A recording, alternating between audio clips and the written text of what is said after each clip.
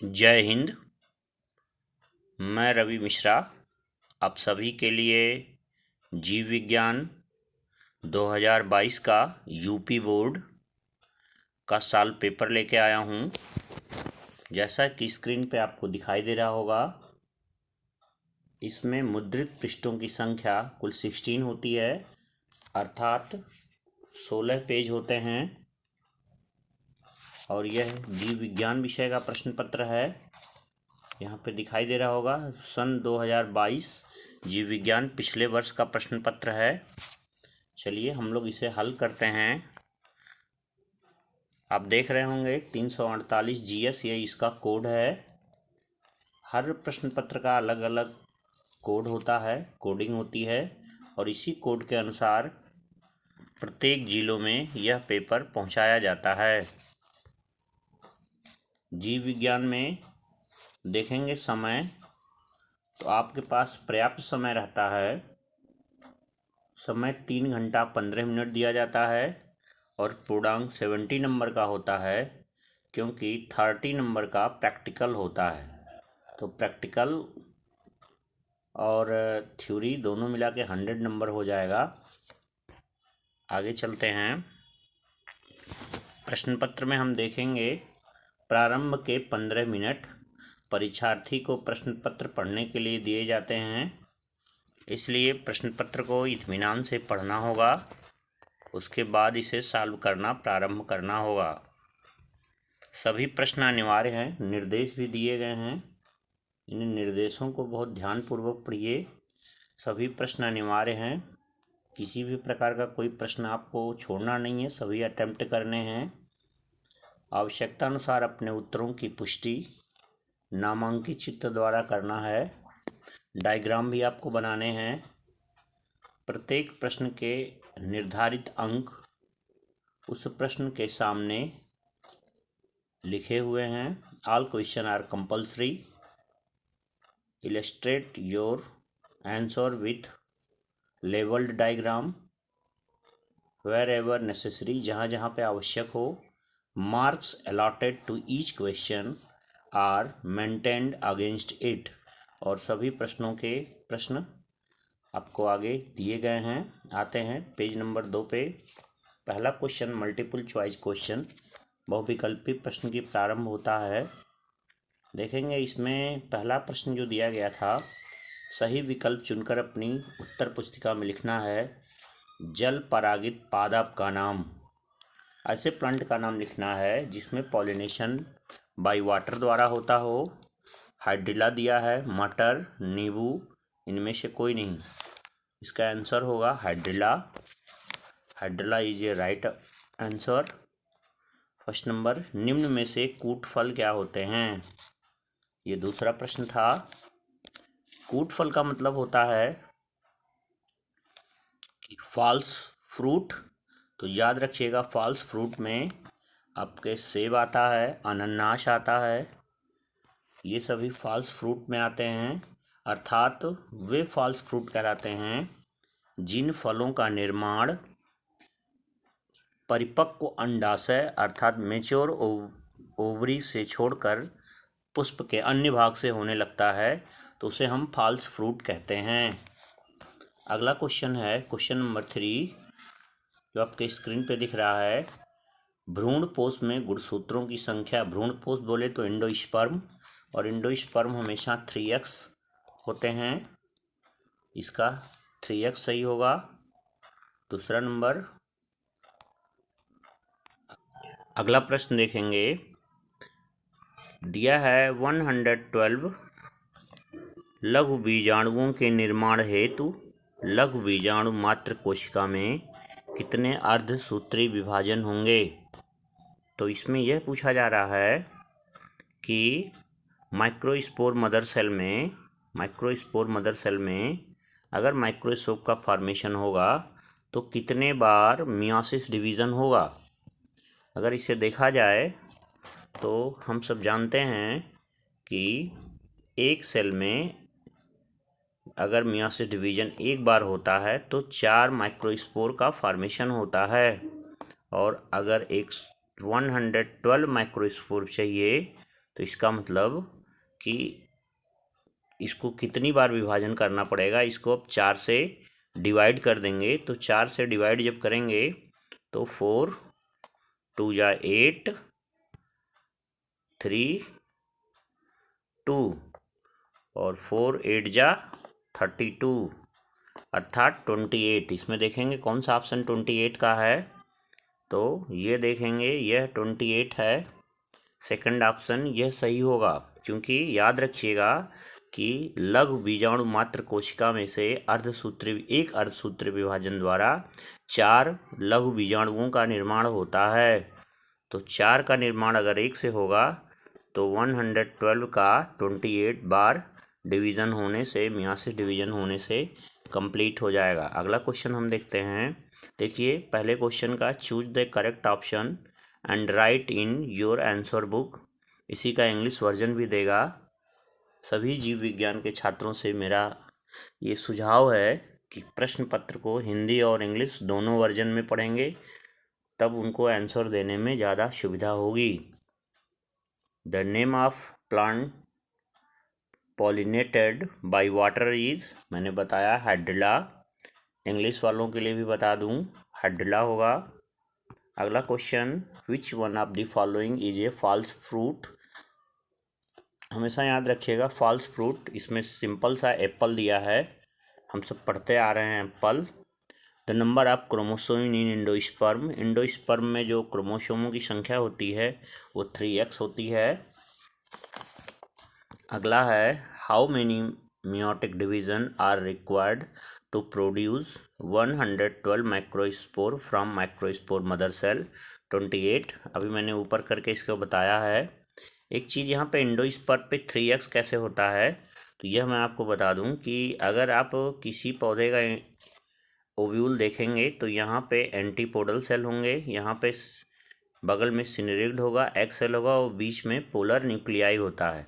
Polar nuclei 2n होता है और यही पोलर न्यूक्लियाई में जब एक और मेल न्यूक्लियाई आकर के मिल जाता है, यहाँ पे एक मेल न्यूक्लियाई, तो 2n+1 n और ये मिला करके 3n हो जाता है, जिससे n की जगह पे x लिखा है 3x, इसलिए यह क्या हो जाता है 3x हो जाता है इंडोस्पर्म। यही आगे चल के अगला प्रश्न शुरू होता है डेफिनेट आंसर टाइप क्वेश्चन, जिसमें पहला क्वेश्चन है 1 नंबर का, कीटों द्वारा परागित पौधा का नाम लिखिए। इसमें पूछा जा रहा है पॉलिनेशन बाय इंसेक्ट। तो याद रखिएगा एक पौधा होता है यक्का का, यक्का एक पौधा होता है YUCCA यक्का, और PAP पपाया। पपाया और यक्का दोनों ये प्रजातियां हैं जिनमें इंसेक्ट द्वारा पॉलिनेशन की क्रिया होती है। अगला है प्रश्न नंबर 2, यौन संचरित संक्रमण को रोकने के लिए 2 नियमों का उल्लेख करिए। इसमें यह पूछा जा रहा है कि एसटीडी द्वारा फैलने वाले रोगों को कैसे रोका जाएगा। तो इसके लिए केवल 2 नियम पूछा है। पहला, असुरक्षित यौन संबंध ना किया जाए।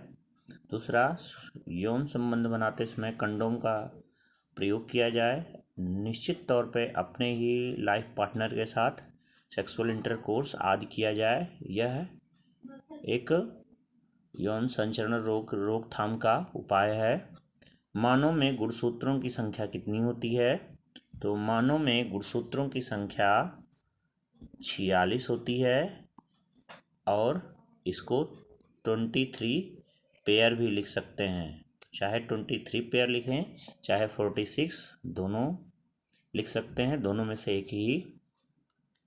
परजीवियों द्वारा उत्पन्न किन्हीं 2 रोगों के नाम।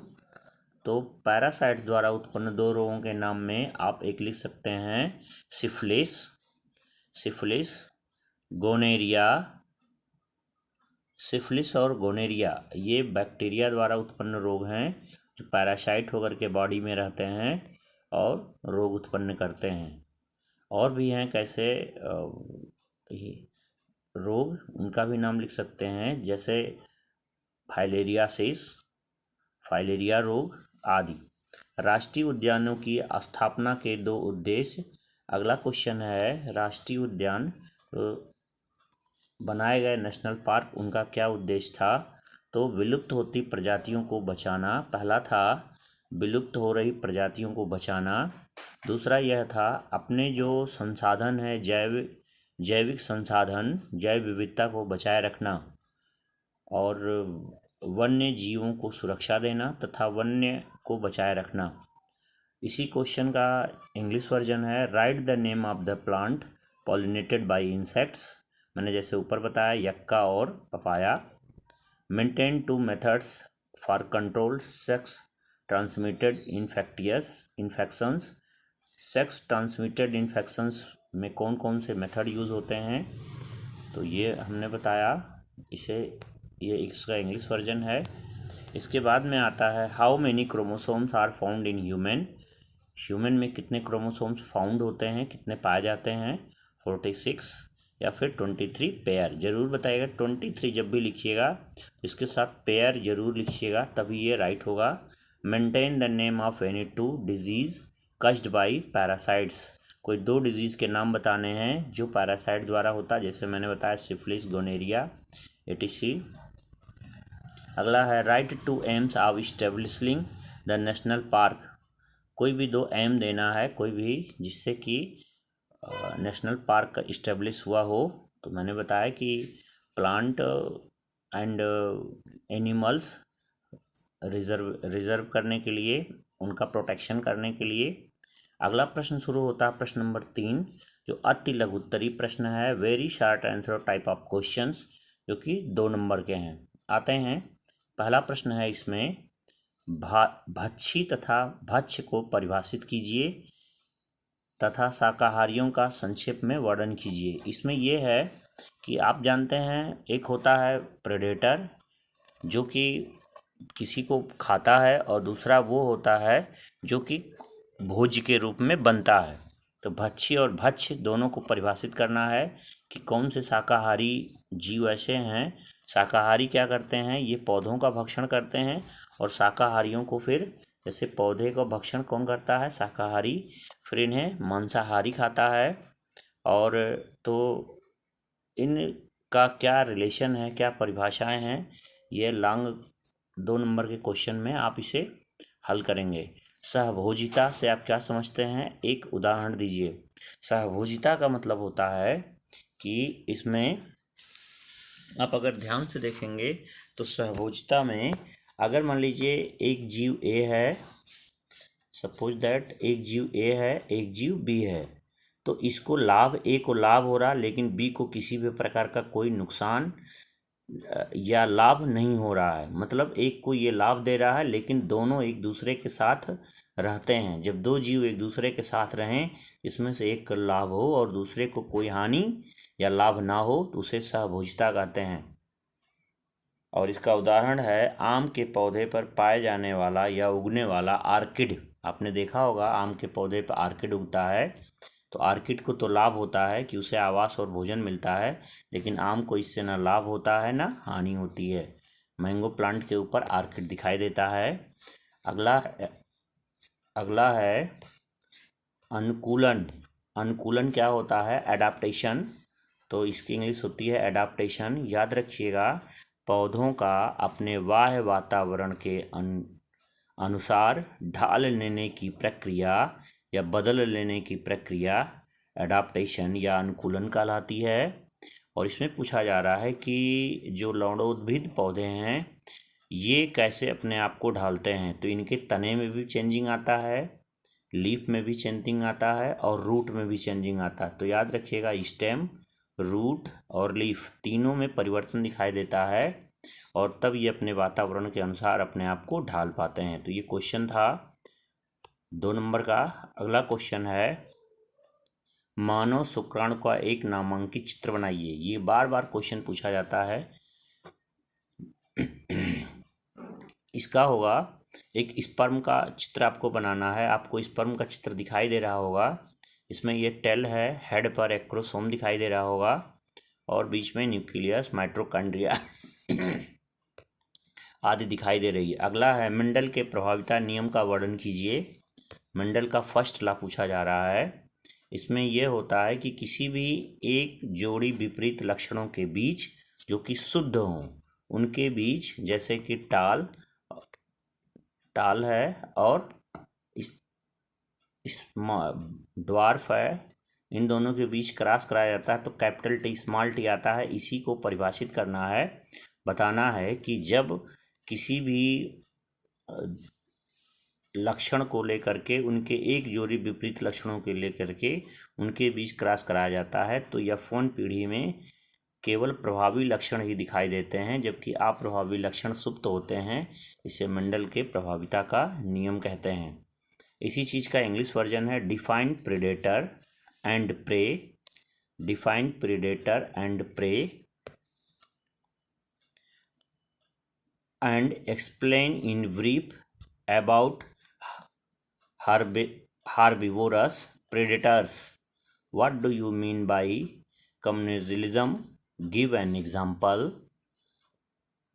अगला है what is adaptation? Explain that halophytic plants are adapted to their environment.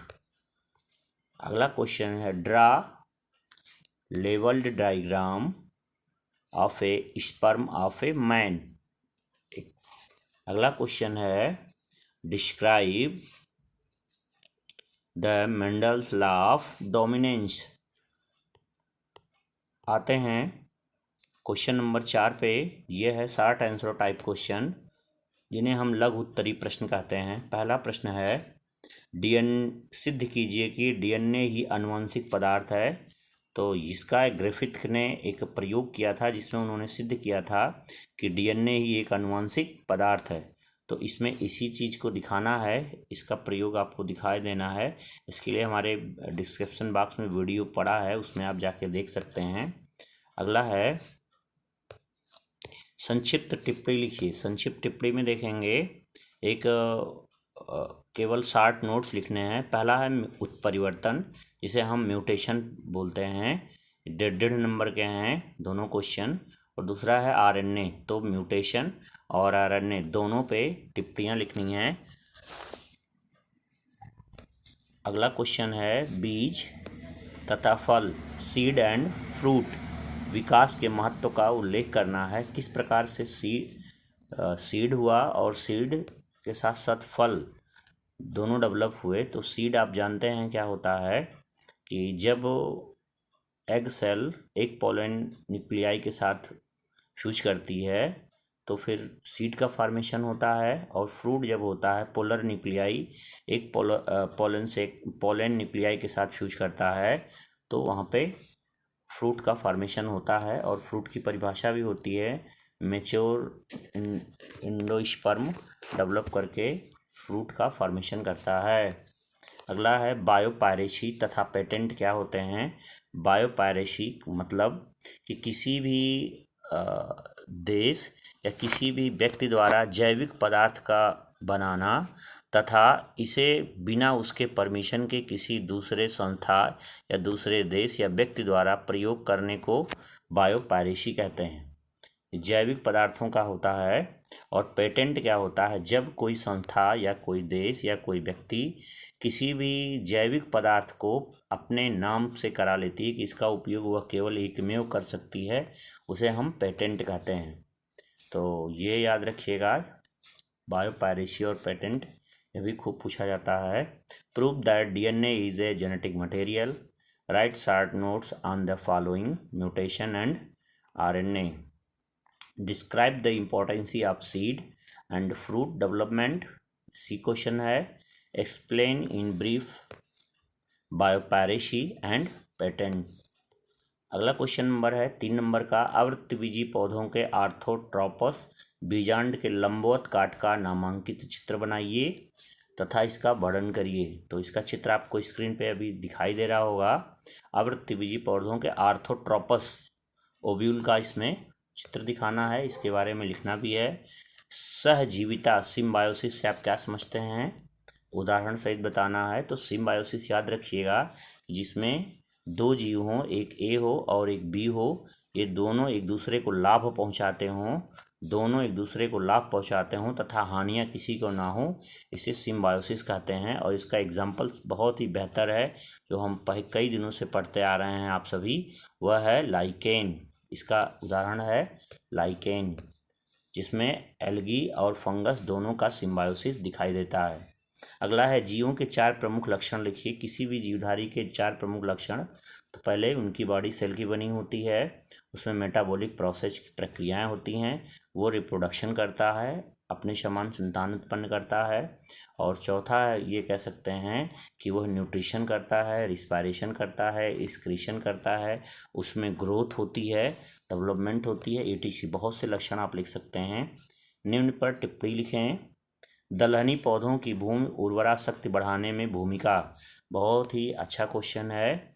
ये दलहनी पौधों की जो होती हैं लेगुमिनेसी फैमिली, उनके पौधों की जड़ों में एक बंडल बनता है, जिसमें लेगुमिनेसी फैमिली के पौधों में एक बंडल बनता है जिसमें एक बैक्टीरिया रहता है, राइजोबियम के नाम से जाना जाता है। तो ये राइजोबियम क्या करता है, नाइट्रोजन फिक्सिंग का काम करता है, जिससे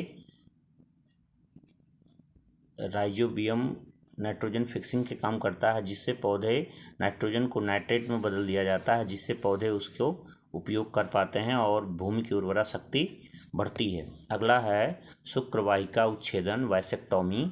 वैसेक्टॉमी याद रखिएगा, वास डिफरेंशिया का जब कटिंग किया जाता है तो वैसेक्टॉमी होता है, और इसको बोलते हैं पुरुष नसबंदी।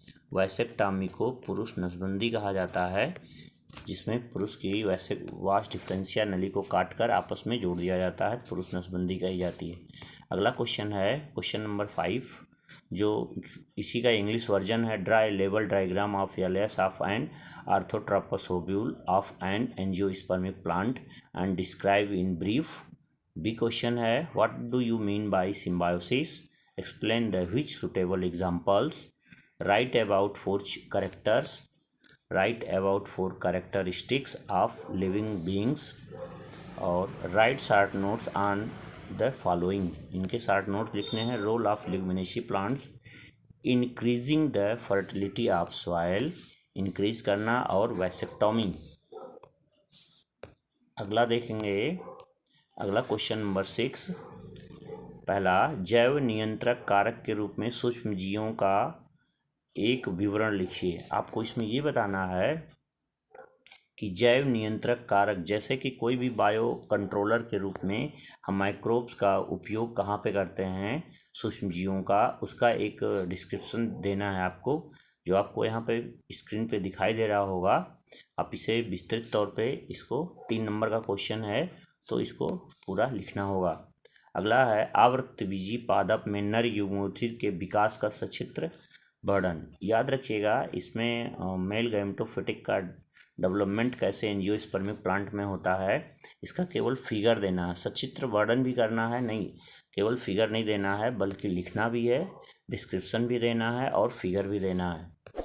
अगला आपको क्वेश्चन दिखाई दे रहा होगा, निम्नलिखित में से किन्हीं 2 पर टिप्पणी लिखिए। तो 2 पर बहुत ही अच्छा एक और शॉर्ट नोट लिखने के लिए आ गया। पहला है कलर ब्लाइंडनेस, वर्णांधता। कलर ब्लाइंडनेस, वर्णांधता, आप जानते हैं कि ये एक्स क्रोमोसोम पे पाए जाने वाले डिजीज़ हैं, और इसकी वंशागति कैसे होती है। अगला है मधुमक्खी में लिंग निर्धारण, sex determination in honey B. जानते हैं मधुमक्खियाँ 3 तरह की होती हैं, एक क्वीन, एक ड्रोन और एक वर्कर। ये जो होती है ये हाफ क्रोमोसोम होते हैं, और ये डिप्लॉयड होती है, यह भी डिप्लॉयड होती है, और इन दोनों के द्वारा ये रानी भी बनती है और वर्कर भी बनते हैं, लेकिन वर्कर स्टरलाइज होते हैं। तो ये साथ सेक्स डिटर्मिनेशन इन मधुमक्खी हनी बी। अगला है डीएनए फिंगरप्रिंटिंग। एलेक्स जेफरी द्वारा खोजा गया डीएनए फिंगरप्रिंटिंग, जो किसी के ब्लड के सेल से निकाल कर उसका डीएनए मैच कराया जाता है, उसे डीएनए फिंगरप्रिंटिंग कहते हैं। आनुवांशिक विकार कि किसे कहते हैं, जेनेटिक डिजीज पूछा जा रहा है। उनके लक्षणों का वर्णन। तो आनुवांशिक विकार या जेनेटिक डिजीज वे होते हैं जो पीढ़ी दर पीढ़ी माता पिता से संतानों में जाते हैं, उन्हें हम आनुवांशिक विकार या जेनेटिकल डिजीज के नाम से जानते हैं। और इनके लक्षण होते हैं कि ये सिंड्रोमल, इन्हीं को हम सिंड्रोमल डिजीज के नाम से भी जानते हैं, और ये ठीक नहीं किया जा सकते। अगला है question, give an account of microbes as a bio control agents के पहला क्वेश्चन था, उसी का version. Describe the development of male gametophyte of an angiospermic plant with the help of diagrams. 3 number का क्वेश्चन है, write short notes on any two of the following, colour blindness, determination in honey bee, DNA fingerprinting, what is the chromosomal disorder, describe their feature in brief. Chromosomal disorder सिंड्रोमल disease है। Long answer type question है 7वां number. अब जानते हैं कि 3 question long आते हैं, 7 number, 8 number और 9 number, जिसमें से दोनों में ऑप्शन होगा 5 नंबर का। तो 5 तिहाई 15 नंबर के ये सॉलिड क्वेश्चन होते हैं जिन्हें आपको सॉल्व करने होते हैं। चलिए पहले देख लेते हैं कौन कौन से क्वेश्चन हैं। मानव कल्याण में जैव प्रौद्योगिकी का योगदान का संक्षिप्त वर्णन, बायोटेक्नोलॉजी ह्यूमन बीइंग में कैसे उपयोग करके उसका उपयोगिता है ये लिखना है।